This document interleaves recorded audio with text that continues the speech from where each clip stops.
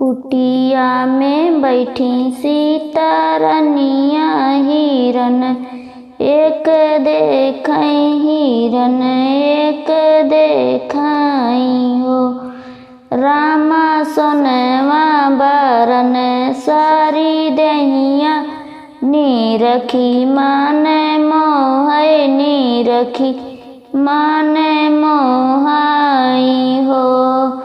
रामा सोनवा बरन सारी दहिया नीरखी मान मोहय नीरखी मान मोहाई हो। बगले में बैठे श्री राम तौ सीता जी आरज करई सीता जी आरज करई हो। रामा सोनवा कै सुंदर हिरन हमारे मान मोहई हमारे मान मोहाई हो। रामा सोनवा कै सुंदर हिरनवा हमारे मान मोहई हमारे मान मोहाई हो। यतनी बचन सुने रामा तौ सुनहिउ न पावई तौ सुनहिउ न पावई हो। यतनी बचन सुने रामा तौ सुनहिउ न पावई तौ सुनहिउ न पावई हो। रामा हथवा ले ले धानुइया हिरन पीछे धावई हिरन पीछे धावई हो।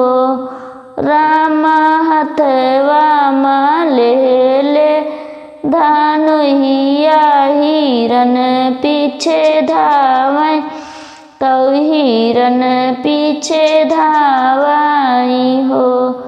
कुटिया में सीता अकेली तौ वाजे देखई तौ रावण वाजे देखई हो। रामा असली है जोगिया रामा धैले हेले जोगिया कई भेषवासिया से भिक्षा मांगई सिया से भिक्षा मांगई हो।